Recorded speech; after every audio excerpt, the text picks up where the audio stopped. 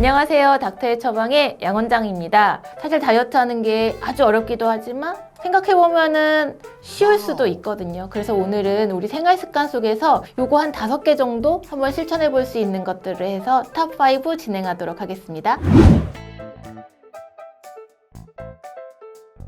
다이어트 할 때 실천 가능한 사소한 습관 탑5. 그 첫 번째는 먹는데 순서를 정하자입니다. 어떻게 식사하시나요? 밥 먹는 순서가 혹시 밥 먹고 그 다음에 막 고기 먹고 그 다음에 마지막에 채소 먹고 이렇게 하시나요? 어떤 걸 제일 먼저 드시나요? 어떤 분들은 고기 먹을 때 밥 시켜서 밥이랑 같이 드시는 분들 있잖아요. 이런 분들하고 한번 얘기해 봤으면 좋겠는데요. 제가 추천드리는 거는 채소 먼저 고기 그 다음에 밥, 이 순서로 드시면 다이어트에 조금은 도움 될 것 같아요. 그 이유에 대해서 한번 말씀드려 볼게요. 채소를 제일 먼저 드시기를 권해드리는 이유는 채소에는 식이섬유가 되게 많은데 이 식이섬유는 혈당을 좀 천천히 올려주는 역할을 하거든요. 우리가 어떤 음식을 먹든지 혈당은 올라가기 마련인데 빵 같은 거 먹으면 혈당이 확 올라가거든요. 그걸 GI 지수라고 하는데 채소는 식이섬유도 많고 GI 지수가 낮기 때문에 채소를 먼저 먹으시면 몸에서 혈당이 이제 좀 올라가겠구나 하는 준비를 하는 거예요. 근데 혈당이 확 올라가 버리면 뭐가 안 좋으냐? 몸에 있는 췌장에서 인슐린이 확 나오거든요. 이런 것들은 몸에 좋지 않다고 생각을 하기 때문에 식이섬유가 많은 채소를 먼저 먹어서 몸에서 혈당이 올라가는구나. 그럼 인슐린 입장에서는 내가 일을 좀 해야 될라나 보네 라는 생각을 할 수 있게 준비하는 과정이어서 채소를 먼저 먹는 게 추천드리는 거고요. 두 번째는 밥과 고기가 있다면 고기를 먼저. 고기는 단백질이잖아요. 단백질은 탄수화물보다는 사실 포만감을 훨씬 많이 줘요.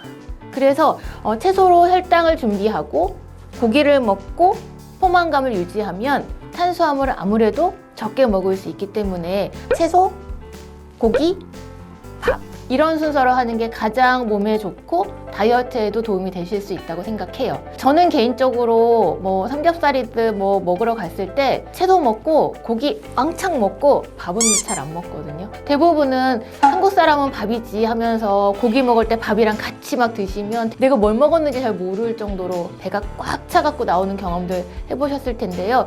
그게 다이어트는 굉장히 좋지 않습니다. 다이어트를 위해서도 그렇고 몸을 위해서도 그렇고 밥 먹는 순서를 한번 바꿔보시면 좋을 것 같아요. 밥 먹을 때 다 밥 먹고 가족끼리 모여서 사실 과일 드시잖아요. 이것도 상당히 좋지 않은 습관이거든요. 과일을 먼저 드시고 식사하시고 카페인이 없는 티나 이런 것들을 드시는 게 사실은 가장 추천드릴 수 있는 식사 습관이어서 한번 곰곰이 생각해 보셨으면 좋겠어요.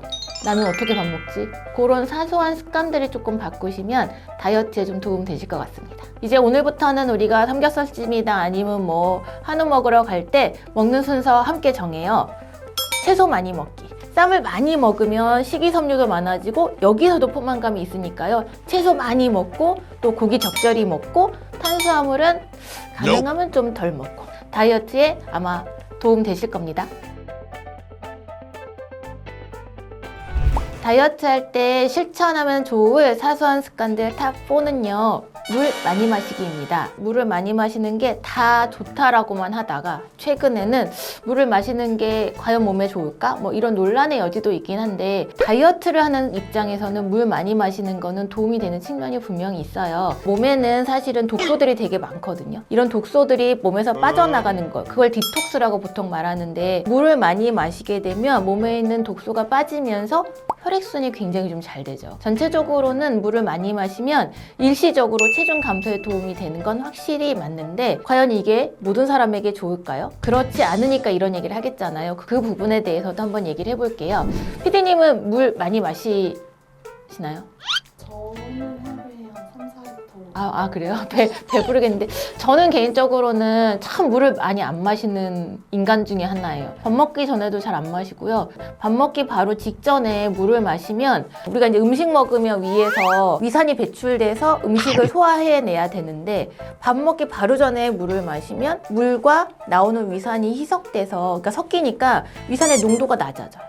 그래서 소화가 잘 안 될 가능성도 있어서 소화가 잘 안 되시는 분들은 식사 전에 물 마시는 건 좀 안 하셨으면 좋겠다는 생각이 들고요. 저는 그런 이유가 아니라 물을 잘 안 마시는 인간이어서 그런 거고, 꼭 다이어트를 위해서 물을 많이 마셔야 된다 이건 아니지만 적절하게 물을 마셔주면 건강에 도움이 되는 건 맞아요. 근데 여기서 주의해야 될 거, 물을 많이 마시면 안 되는 그런 분들도 있어요. 그걸 알고 있는 게 훨씬 더 중요할 것 같아서 그 부분에 대해서 한번 얘기하면, 첫 번째, 갑상선 기능 저하에 있는 분들.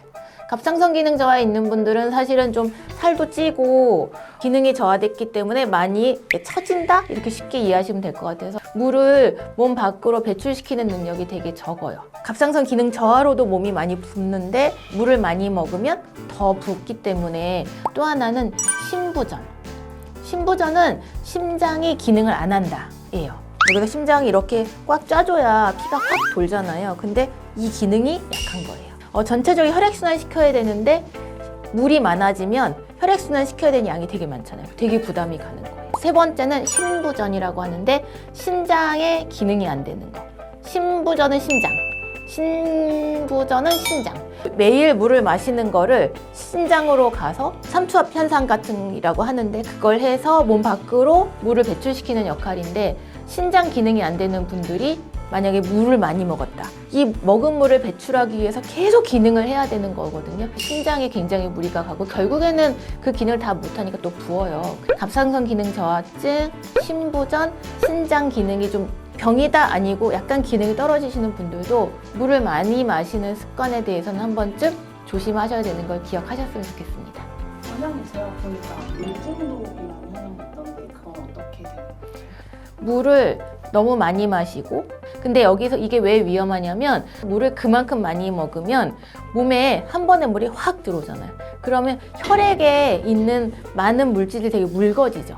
2차적인 그런 악영향을 미치기 때문에 물 중독은 상당히 위험한 측면, 생명하고도 되게 관련돼 있게 있을 만큼 위험한 그런 상태라고 볼 수 있습니다. 다이어트 할 때 실천 가능한 사소한 습관들 탑 3입니다. 탑 3는 뭘 것 같으세요? 우리 PD님도 다이어트 하셨다고 하는데 운동하는 맞아요. 운동은 힘든 거니까 여기 없어요. 여기에는 사소한 습관이잖아요. 누가 봐도 이건 좀 실천할 수 있겠다 뭐 이런 거니까 그 탑 3는 충분한 수면입니다. 제가 정신과 전문이니까 사실 수면에는 어떻게 보면 일가견이 있긴 해요. 정신과에서는 환자가 잠을 못 잔다, 불면이다, 이건 응급이에요. 저도 그런 경험이 있는데 막 머리가 복잡하고 생각이 많고 뭐 이게 될지 안 될지 불안하고 뭐 이런 상태면 누워서도 잠을 잘 못 자잖아요. 근데 불 꺼놓고 누워서 잠자기까지의 그 시간 동안에 사실은 긍정적인 생각을 하는 사람은 거의 없다고 봐요. 이래서 사실 정신과 전문인 저한테 수면은 되게 중요한데, 우리가 다이어트 하는 데 있어서도 수면은 굉장히 중요해요. 왜냐하면 자는 동안에도 에너지 소모가 되게 많이 되거든요. 자는 동안에 뇌에다가 이렇게 꽂아놓고 검사하는 게 있는데 밤새도록 뇌파는 움직여요. 그냥 아무것도 안 하잖아요. 그런데도 뇌파는 움직여요. 왜냐하면 꿈도 꾸고 꿈에서 어떤 일도 일어나고 단지 우리가 기억을 못할 뿐이거든요. 그리고 자는 동안에도 장도 움직이고, 그리고 제일 중요한 거 심장이 움직여야 되잖아요. 자는 동안에 에너지 소모 되게 많아요. 운동하는 데만큼의 에너지는 아니지만 자는 동안에도 에너지 소모가 되게 많고 또 나의 삶을 다시 준비할 수 있는 그런 시간이기 때문에 충분한 수면과 질 좋은 수면이 상당히 중요해서 다이어트를 좀 하시려고 하는 분들은 몇 시에 자서 몇 시에 일어나고 이게 좀 약간 루틴으로 정해주시면 상당히 좋아요. 왜냐하면 뭐 어떤 날은 새벽 3시에 자고 어떤 날은 막 10시에 자고 그런 몸 자체가 되게 밸런스가 맞지 않아서 몸 밖으로 배출되는 것마저도 적절하게 되지 않거든요. 그래서 좀 충분하고 일정하고 질 좋은 수면이 다이어트 하는데 굉장히 사소하지만 중요한 습관인 걸 좀 기억해 주셨으면 합니다. 지금 PD님이 또 질문을 주셨는데 일 늦게 끝나고 잘 시간인데 이렇게 운동을 해야 된다는 생각에 잠을 안 자고 운동하시는 분들이 있는데 그건 어떠냐고 물어보셨거든요. 근데 사실 전 잘 몰라요. 저는 절대 잠을 포기하고 운동하는 인간형은 아니어서 생각해보면 몸은 잘 시간이잖아요. 에너지가 소모되긴 하지만 우리가 소모되는 것만큼 비축돼야 되는 게 있어요. 너무 피곤한 상태에서 운동한다 한들 근육 성장이 되지는 않아요. 왜? 몸은 하루 종일 너무 일해서 지쳐서 뭔가를 새롭게 만들 상태가 아니거든요. 그리고 또 하나는 하루 종일 너무 일하고 피곤하면 뇌가 각성 상태예요.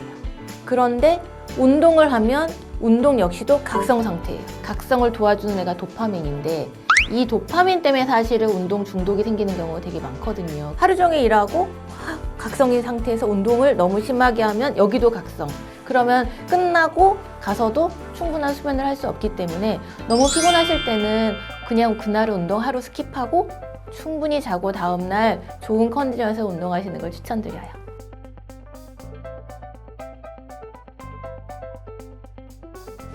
다이어트 할 때 실천 가능한 사소한 습관 탑 2입니다. 식사하고 산책하기예요. 피디님은 산책하시나요? 저는 산책은 아니고 자전거 탈 거예요. 짜증 장난하시네요. 아, 죄송해요. 짜증 왜 이랬어요? 한 11시 반쯤 확 몰려 들어오세요.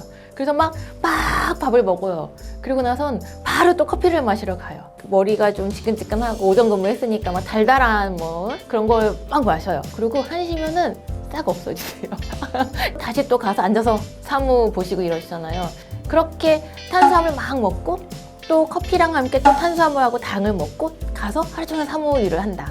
그때 먹은 건 어디로 갈까요? 뱃살로 가요. 달달한 음료를 먹었을 때 거기에 있는 당 성분이나 이런 것들은 뱃살 중에서도 내장 지방으로 갈 가능성이 되게 많아서 탄수화물이랑 당이 딱 들어오면 얘를 이제 분해해야 되니까 인슐린이 확 올라가요.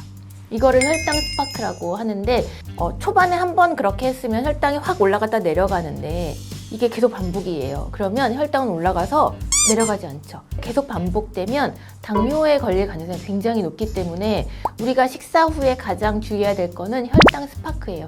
혈당 스파크를 막는 방법 중에 하나가 식사하고 동료분들하고 커피를 마실 거면 아이스 아메리카노나 아메리카를 들고 근처를 산책하시는 거예요. 주부님들 정신없이 있고 밥 막 빨리 먹고 이제 소파에 앉아 쉬었다. 그때 조금 뭐 지치기도 하지만 설거지하고 움직이고 그러고 나서 쉬시는 거 이런 것들을 좀 추천드리고 저녁에 특히 퇴근 후에 집에서 밥을 드시면 제 얘기인데 확 앉아있다가 저도 사실은 한 20-30분 쉬죠.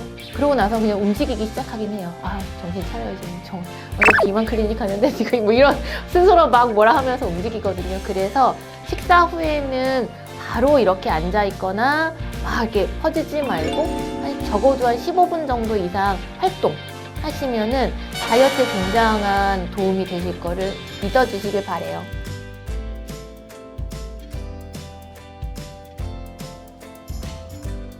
다이어트 할 때 실천 가능한 사소한 습관 탑 1입니다. 이걸 탑 1으로 추천하신 이유가 있을까요? 제일 중요하니까. 제일 중요하죠. 네. 살아야죠. 맞아요. 저도 그래서 이걸 탑 1으로 추천드리는데요. 사실은 다이어트라고 한다면 많이 먹지 말아야지 이게 가장 기본인데 오늘 말씀드린 탑 1은요. 너무 적지 않게 먹기입니다. 어느 정도 먹으면 적으신 것 같아요?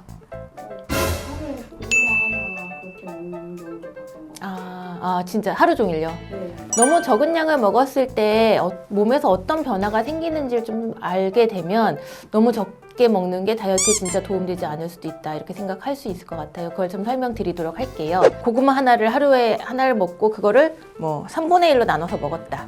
이랬을 때 몸의 입장에서 생각을 해보면 하루에 몸은 일할 게 고구마 하나 분해하는 것밖에 없어요. 근데 이게 뭐 하루 정도 그럴 수 있는데 2-3주를 그렇게 지냈어요. 그렇다면 몸이 해야 할 일은 고구마 하나 분해하는 것밖에 없는 거잖아요. 그러면 그렇게 계속 반복해서 하면 몸은 일을 안 하게 돼요. 결국 에너지를 소모하는 몸이 아닌 상태가 되고 음식이 그거밖에 안 들어오니까 그거에 맞춰서 몸이 세팅돼 버리면 일반식이 들어오면 고구마 하나 분해했던 거 외에 나머지는 다 몸에 비축이 되는 상태인 거예요. 제가 꼼꼼히 다 체크해보면 그렇게 많이 안 먹는데도 계속 체중이 느시는 분들이 있거든요. 근데 그런 분들도 식사량을 줄여야 된다고 생각하세요. 근데 저는 식사량 줄이지 말라고. 그런 상태는 에너지 소모가 안 되는 몸인 거예요. 거기서 식사량을 줄여봐야 몸은 변하지 않거든요. 너무 적은 양을 먹으면 몸 자체가 그렇게 세팅이 되고 결국에는 다시 살이 찌는 거. 그게 바로 요요인 거죠. 평생 그런 다이어트를 하지 않고도 몸 자체가 에너지 소모하는 몸을 만드는 게 실제로 비만 치료의 가장 큰 목적이라고 생각하고요. 너무 적은 양을 먹었을 때 몸의 변화를 또 하나 본다면 뇌예요. 뇌는 탄수화물을 영양분으로 쓰거든요. 근데 하루에 고구마 3개를 먹었다. 이걸로 과연 뇌가 움직일 수 있을까? 뇌는 적절하게 계속 에너지가 들어가지고 그 에너지는 탄수화물밖에 안 들어가야 되기 때문에 또 너무 적은 탄수화물 먹는 거 이것도 사실은 굉장히 좀 위험할 수 있어서 단백질, 탄수화물 그리고 지방이 적절하게 분배가 돼서 적절한 양을 먹는 것이 가장 중요한 다이어트의 탑 원인 거를 기억해 주세요. 원장님 그러면 혹시 다이어트를 하고 싶으면 몇 칼로리 정도를 먹어야 되나요? 그건 진짜 사람마다 많이 다르죠. 체중이 다른 것도 중요한데 기초대사량도 다 다르잖아요. 그래서 일단 인바디 해보시면 기초대사량 나오니까 기초대사량보다 200칼로리 정도를 더 먹고 그러면서 유지를 하시는 게 가장 몸에 해가 되지 않게 다이어트 할 수 있다고 생각해서 인바디 재보시고 200칼로리 이상 기억해 주세요.